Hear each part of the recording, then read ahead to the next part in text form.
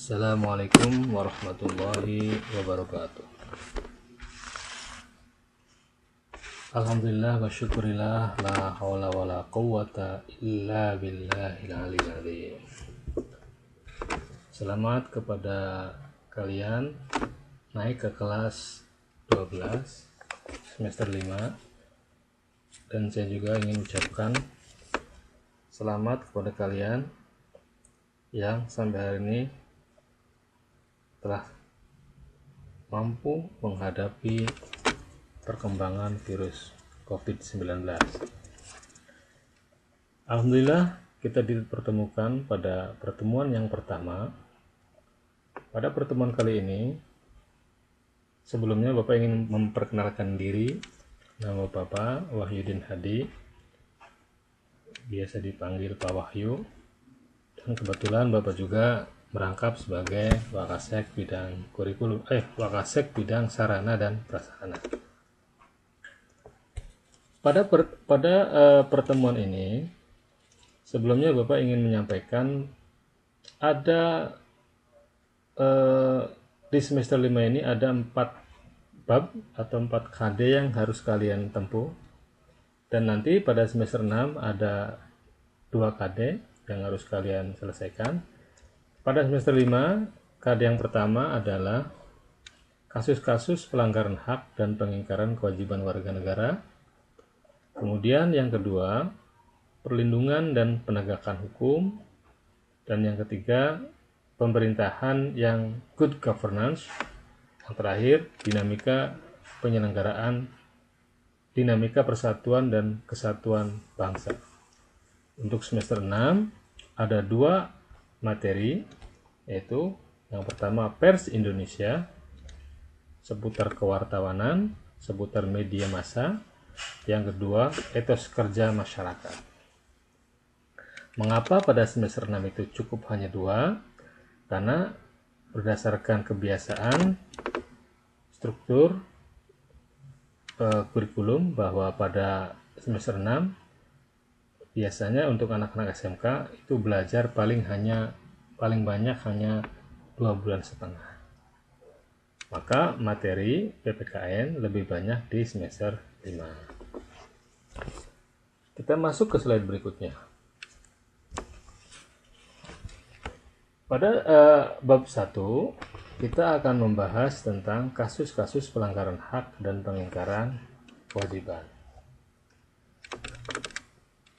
Sub pokok bahasan 1 yaitu makna hak dan kewajiban. Di sini kita akan dapati 2 kata. Yang pertama adalah kata hak dan kata kewajiban.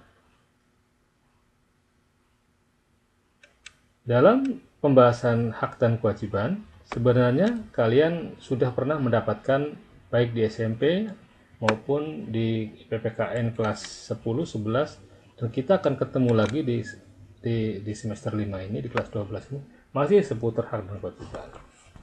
Nanti kita akan membahas apa perbedaan kompetensi yang kalian dapatkan di kelas 10, 11 dengan apa yang kalian dapatkan di kelas 12 ini. Tapi sebelumnya, sekedar mengingatkan, Bapak ingin mengkonfirmasi dulu, apakah kalian masih ingat apa itu hak dan apa itu kewajiban? Tentu masih ingat. Nah, pada terminologi hak dan kewajiban, kita harus pisahkan lebih dahulu ke dalam 2 kategori besar, yaitu hak dan kewajiban yang bersifat asasi, atau kita mengenalnya hak asasi atau kewajiban asasi manusia. Kemudian yang kedua, ada hak dan kewajiban kewarganegaraan. Tentu ada hak warga negara dan ada kewajiban warga negara. Apa yang membedakan hak dan kewajiban asasi dengan hak dan kewajiban warga negara? Yang membedakan adalah sifat. Kalau di dalam kata asasi, maka di sana ada sifat kemanusiaan tanpa membedakan asal-usul, ras, suku, agama, bahasa, budaya, atau kita mengenal dengan SARA. Jadi hak asasi dan kewajiban asasi di seluruh dunia itu sama atau mendekati sama. Karena apa yang didapatkan manusia di dunia ini haknya pun sama dan kewajibannya pun sama. Contoh, hak hidup, ya, hak berpendidikan, hak berkeluarga, atau kewajibannya juga sama, seperti kewajiban menolong sesama. Nah, menolong sesama manusia ini adalah kewajiban, bukan hak. Nah, yang kedua, hak dan kewajiban warga negara. Maka disebut hak dan kewajiban warga negara kalau hak dan kewajiban itu yang didapatkan atau yang dimiliki oleh manusia itu dia manusianya sebagai warga negara. Nah, kita kemudian akan dapat membedakan mana hak yang bersifat asasi, mana hak yang bersifat kewarganegaraan. Hak asasi adalah hak yang dimiliki manusia sejak ia lahir. Nah, sementara hak warga negara, hak yang didapatkan manusia ketika dia menjadi warga negara. Nah, tentu di sini ada perbedaan. Ketika disebutkan hak asasi, maka hak-hak manusia itu, hak-hak si dia itu, atau dimilikinya hak dia itu karena dia sebagai manusia, tanpa mengenal suku, agama, ras, dan antar golongan. Nah, sementara kalau disebut hak warga negara, tentu akan menjadi berbeda satu warga negara dengan warga negara lain. Karena tentu tiap negara memiliki batasan-batasan mana hak yang diatur oleh negaranya masing-masing. Dan dalam hal ini, maka biasanya hak asasi itu tentu otomatis menjadi hak warga negara. Tetapi tidak sebaliknya. Hak warga negara belum tentu menjadi hak warga negara lain atau hak asasi. Contoh begini, orang asing di Indonesia itu tidak berhak untuk jadi bupati, tapi kalian berhak untuk menjadi bupati di Indramayu ini. Ini artinya ketika sesama manusia, seseorang itu sama-sama manusianya, tentu dalam terminologi negara tidak sama haknya. Yang kedua, tentang kewajiban. Apa itu kewajiban? Kewajiban adalah sesuatu yang harus dilakukan dengan penuh tanggung jawab. Nah, tentu di sini pun terminologinya ada dua lagi. Ada kewajiban sebagai manusia atau disebut juga dengan kewajiban asasi. Ada juga kewajiban sebagai warga negara atau kewajiban warga negara. Contoh, kewajiban asasi, misal wajib menghormati orang lain, wajib membantu orang lain. Ketika kita menghormati atau membantu orang lain, maka tentu tidak boleh ada sekat-sekat sara atau sekat-sekat suku, agama, ras. Jadi kalau bukan sukunya nggak dihormati gitu. Tidak boleh begitu. Jadi setiap dia menjadi manusia, ya, ketika kita melihat dia itu sebagai manusia, maka kita wajib menghormati. Entah itu hitam, putih, keriting, kribo, dan lain-lain. Tetapi ketika menjadi warga negara, maka tentu kewajibannya berbeda-beda di tiap negara. Ya, kewajibannya pun menjadi berbeda-beda. Misal, kewajiban di Indonesia misalnya, ya, wajib menghormati orang lain, wajib mematuhi hukum yang berlaku, wajib membayar pajak.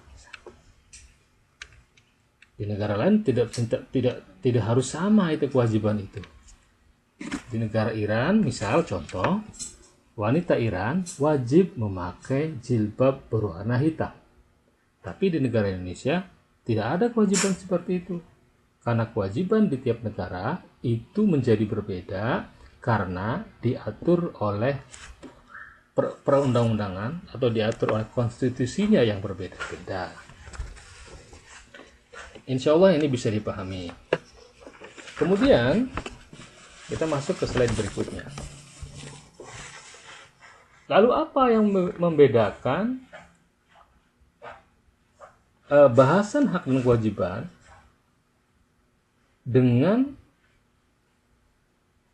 atau apa yang membedakan bahasan tentang hak dan kewajiban itu di kelas 11 dengan yang di kelas 12 ini? Bedanya apa gitu loh. Nah, untuk pembahasan hak dan kewajiban di kelas 12, tentu hak dan kewajibannya dihubungkan atau dikaitkan dengan ideologi Pancasila. Dihubungkan atau dikaitkan dengan dasar negara yaitu Pancasila. Di dalam pembahasan tentang ideologi Pancasila khususnya, ada 3 nilai yang melekat di dalam sebuah ideologi itu. Ada 3 nilai yang melekat di dalam ideologi Pancasila. Yang pertama adalah nilai dasar, yang kedua nilai instrumental, dan yang ketiga nilai praksis.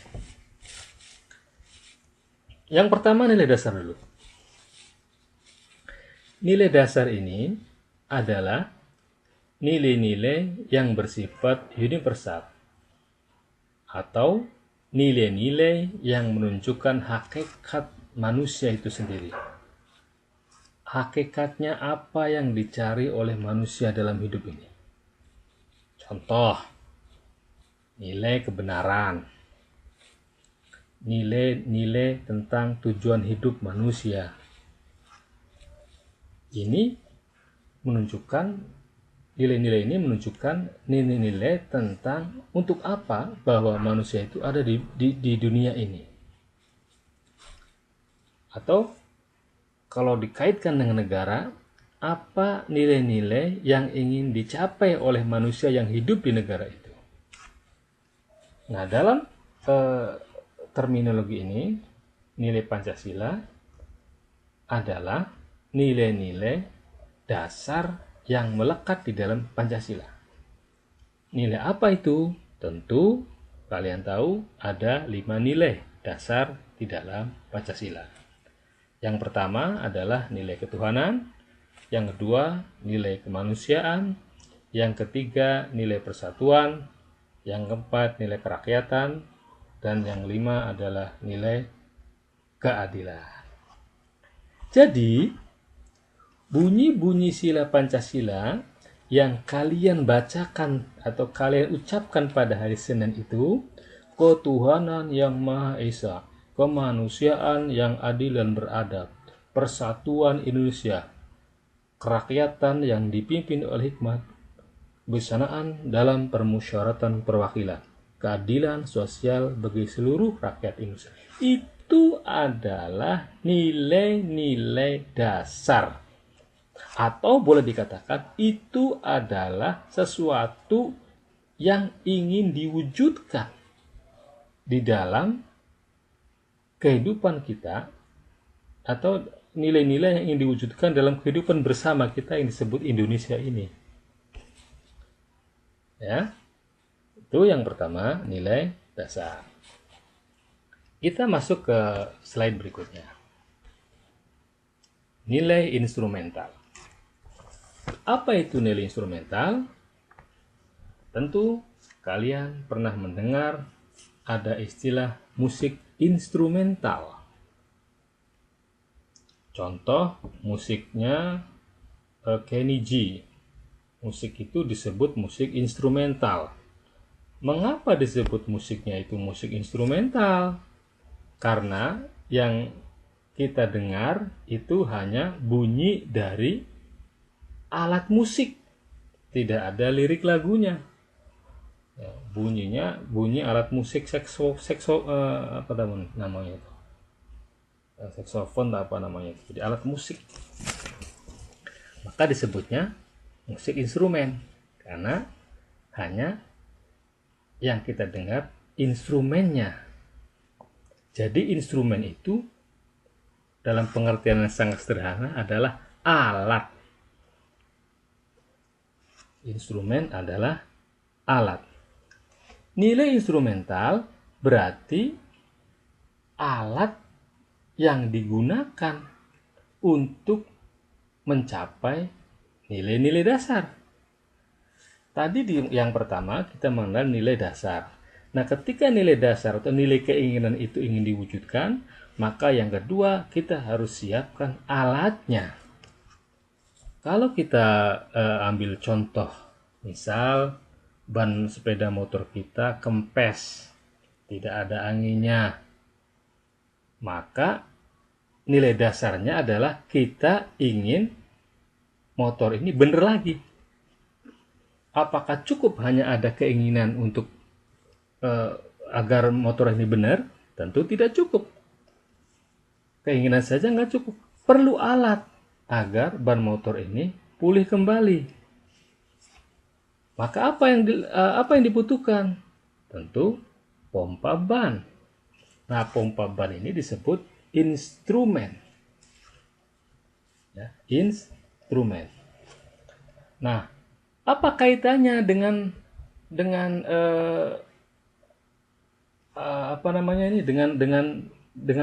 Pancasila? Maka nilai instrumental itu adalah alat yang digunakan untuk mencapai 5 sila tadi. Apa itu wujud alatnya? Nah, wujud alatnya secara konstitusional antara lain adalah Undang-Undang Dasar 45, TAP MPR RI, Undang-Undang Republik Indonesia, Peraturan Pemerintah Pengganti Undang-Undang atau Perpu, Peraturan Pemerintah, Perda, atau semua aturan yang legal formal yang keberadaannya ditujukan untuk mewujudkan nilai-nilai dasar tadi. Jadi ketika kita punya keinginan, maka yang harus dilakukan berikutnya adalah siapkan alatnya. Apakah cukup dengan alat saja? Mari kita lihat pada slide berikutnya. Yang diperlukan yang ketiga adalah nilai praksis. Setelah apa yang kita inginkan itu telah kita tetapkan berupa 5 nilai dasar Pancasila itu, ketuhanan, kemanusiaan, persatuan, kerakyatan, dan keadilan. Kemudian kita juga telah siapkan instrumennya berupa peraturan perundang-undangan secara terurut dari mulai UUD 45 terus sampai Perda. Maka yang ketiga harus ada nilai praksisnya. Apa itu nilai praksis? Segala aktivitas positif yang merupakan realisasi dari keinginan atau nilai dasar yang sesuai dengan peraturan perundang-undangan yang berlaku sebagai nilai praksisnya atau sebagai norma hukumnya, yang kemudian itu kita coba wujudkan dalam kehidupan kita coba praktekkan, kita lakukan. Maka lengkaplah sudah 3 nilai itu. Yang pertama nilai dasar, apa yang kita inginkan. Kemudian yang kedua nilai praksis, alat yang dapat kita gunakan untuk mencapai keinginan tadi. Dan yang ketiga adalah perbuatannya atau aktivitas-aktivitasnya. Contohnya apa? Belajar. Belajar itu ada nilai praksis. Gotong royong, bekerja sama, membentuk jejaring atau membentuk jaringan. Itu adalah nilai-nilai praksis. Oke? Adik-adik semuanya, mudah-mudahan penjelasan dari Bapak ini dapat dipahami oleh kalian. Selanjutnya, apabila ada yang perlu dipertanyakan, yang belum jelas, silakan kalian hubungi Bapak, bisa lewat telepon WA atau saluran yang tersedia. Itu dulu dari Bapak. Insya Allah kita akan bertemu pada pertemuan yang ketiga di minggu yang akan datang. Terima kasih. Salam sukses dari Pak Wahyu. Assalamualaikum warahmatullahi wabarakatuh.